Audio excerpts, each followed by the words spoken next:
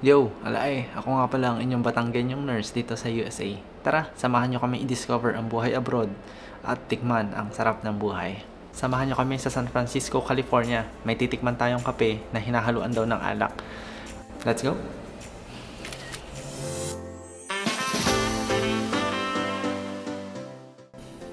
Yo mga karapsa, bago tayo magpunta pa San Francisco, tayo muna ay magpakarga ng gas dito sa Speedway Express. Naalala ko nga 6 months ago ay di pa ako marunong noon, kaya tara, pakita ko sa inyo kung paano. Pagas muna tayo, papuntang ang ating card. Tapos yan, remove mo lang. And pili tayo ng mas murang gas. Tipid tips sa USA. Yan, ikaw yung magsusok-sok nito. Okay, marunong talaga eh. Hey, buhay USA. Harap sa mahalang gasolina. Magkano ba ngayon? Kita pa nakaka $10 na agad tayo. 2 gallons pa lang. And that's how you gas in America. Okay. Second stop, Starbucks. Ang pagising ng kaluluwa. Kasi may nang away kagabi. Good morning, what can I get started for you? Hello, we've ordered online for... Green, let me check.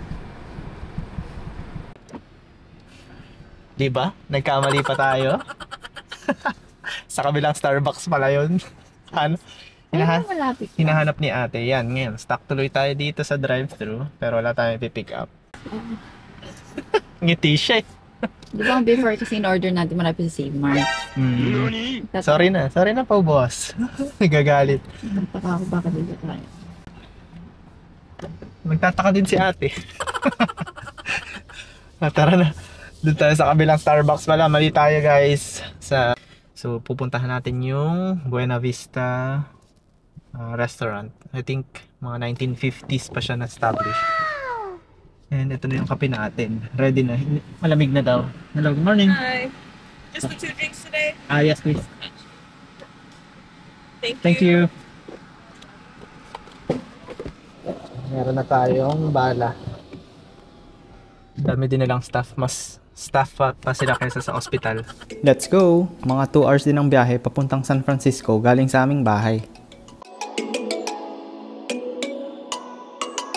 A few moments later.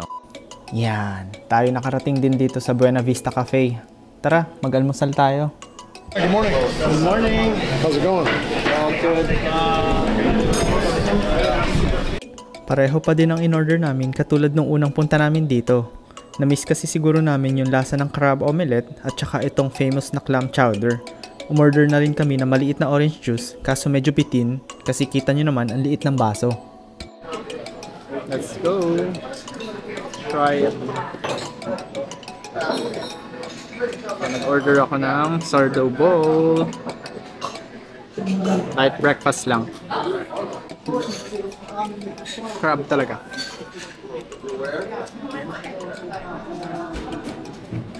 Ang sarap. Yung loob ng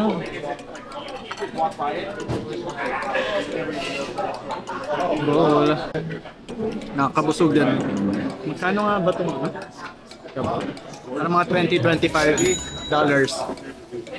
Pero busog ka na sa isang serving. Kasi may bread na, may soup, may crab pa.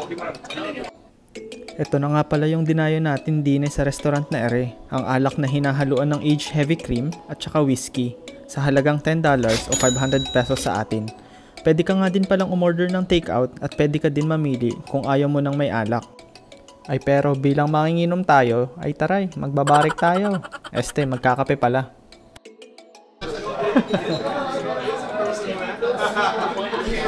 Cheers!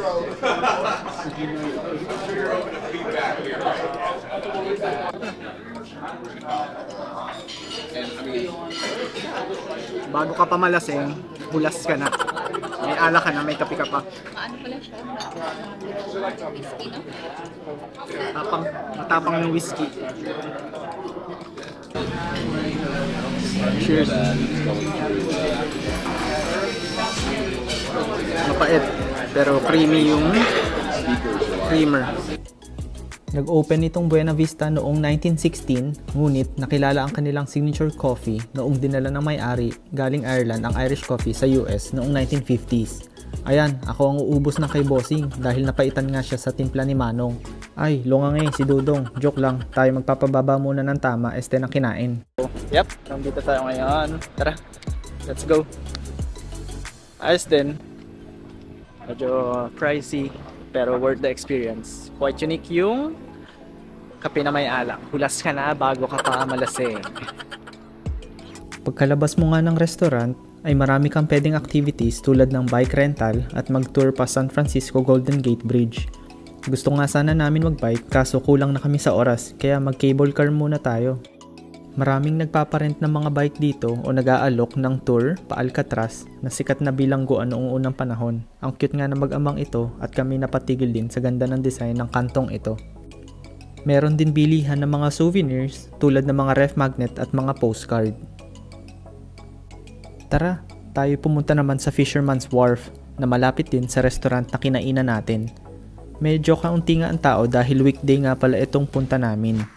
Ang sarap lang din maglakad-lakad sa tabing dagat at maraming nakikitang bagong tanawin.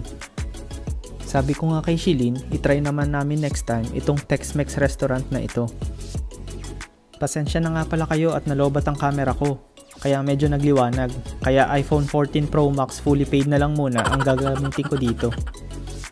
Maraming ang kung ano-anong mabibili dito, katulad ng mga cute na ref magnet na to. Nakabili na nga lang si Shilin nung unang punta namin dito sa San Francisco nung nag-move kami galing sa London last year. Meron ding mga jacket at mga damit na souvenir. Ito nga pala ang aking kinokollect tuwing ako'y magta-travel, ang shot glass, bilang tayo manginginom.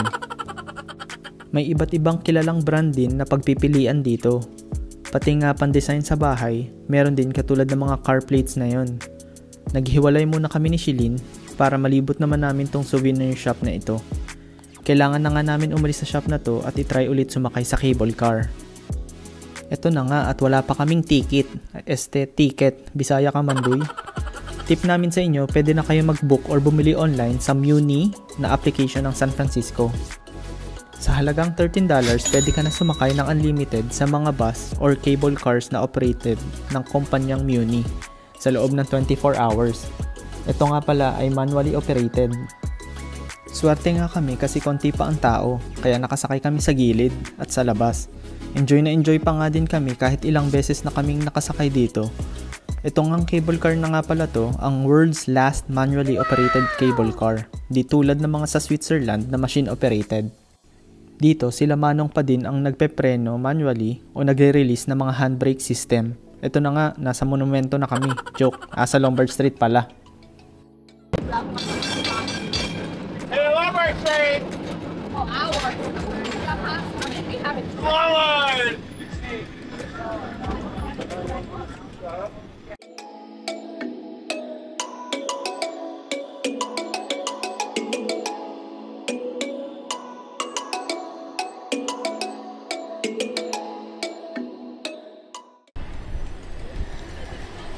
So ito yung Lombard Street, yung most crooked street in the world. Yan, dyan sa pababa na yan. Nakakatuwa lang din panoorin yung mga sasakyan na tinatry bumaba sa Lombard Street. Hirap na hirap nga silang magpasikot-sikot.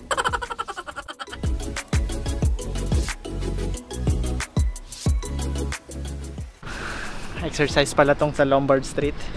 So kaya dapat may comfortable shoes kayo, yung malambot. Kasi kung naka-heels kayo, hindi kaya today. Let's go! Or wag weekend kasi sobrang daming tao. Mga weekdays. Kasi ito pa lang, Friday ngayon, ang dami ng tao. Yan, no? Nakaakyat na nga kami sa taas at nakita namin itong mga tinatawag nilang go-cars na pwede mong upahan for 3 hours for $158 or sa atin ay halos 8,000 pesos. at kailangan mo ng official na driver's license.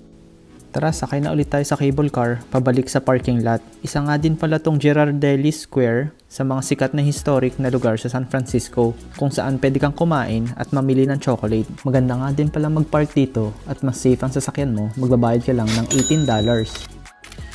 Alas 2 na nga ng hapon at mahuli na tayo sa Airbnb reservation namin at magdadrive pa ulit tayo ng halos 3 oras. Kaya tara, samahan nyo kami mag-drive at dumaan sa Golden Gate Bridge.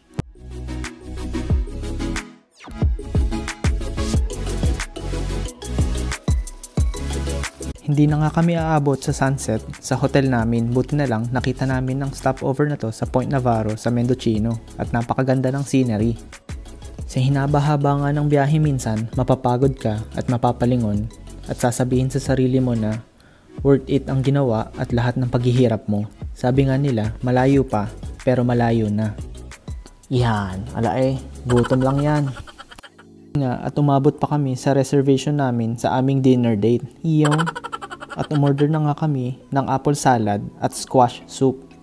Talagang nagustuhan ni Shilin yung soup. Ayan na nga at nagsubuan na. Nag-steak na lang din kami pareho since kami ay gutom na. Pero sa sobra naming kabusugan, naghati na nga lang kami sa dessert. Huckleberry daw. Ito yung huckleberry. Nakakakulay ng ngipin. Ano ba yung huckleberry? Huckleberry. Nagstay pa nga kami ng unti dito sa restaurant at naglandian ng kaunti. Nakakatuwa lang din isipin na malayo na ang narating pero malayo pa ang tatahakin. Medyo tipsy na nga ako at ako na naman ang uubos ng wine ni Shilin. Nakarapsa. Ang agang manggising ng pack na 4:30 nagugutom. Kuhanin daw namin yung itlog sa kotse. Ay nako. Ang dilim-dilim pa eh.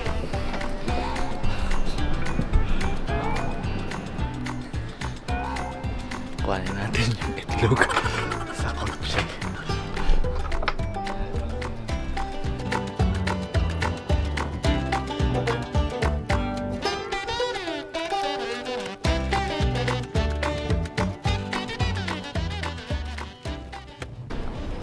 Ilang degrees? 7 degrees. At least nakuha na namin yung snacks. Dahil gabi na nga kami nakarating dito, ay itutur ko kayo dito sa SCP Mendocino Coast Lodge, Albion. Talagang mararamdaman mo na may privacy dahil solo nyo yung lugar at may private entrance ka. Medyo makulumlim nga lang at parang may bagyong parating. Pagpasok mo kaagad ay mararamdaman mo yung init at coziness ng kwarto. Meron ka pang malaking bintana na tanaw ang dagat at meron pang pa-wine at may fireplace na mainit na mas mainit pa sa relasyon nyo. Dito nga sa banyo ay may libre pang mga toiletries na pwede mong gamitin kung wala kang nadalang mga sabon. Sabi nga namin, magandang bumalik dito sa summer at mag-enjoy at magpa-araw sa paligid. Nakaka-relax din palang tumitig at tumingin dito sa fireplace na ito. Meron nga din pala sila ditong pakape, kaso nga lang walang kapeng barako.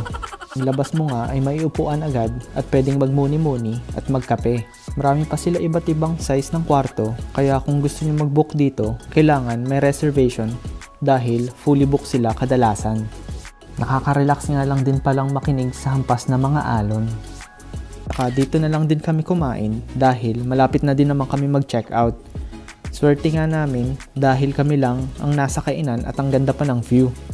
Sabi nga namin sa may-ari bakit walang tao at ang sabi nila baka daw maulan at mukhang may bagyong paparating. Ang in-order ko nga pala ay French toast na may prutas at ang kanya naman ay bacon with egg. Ang crispy nga nung bacon ay parang chicharon na sa lutong at tama lang yung alat. Ang akin naman ay sakto lang din yung tamis, parang kasing tamis ng kahapon. Joke lang.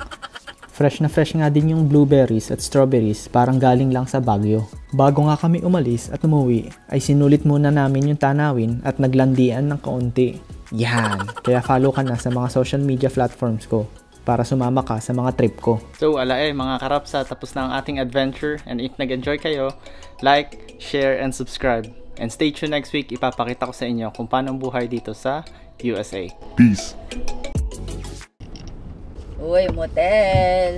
Magmo-motel daw kami. You're the best part of today. Reminder daw. Dami nakakalimutan. Pati wallet.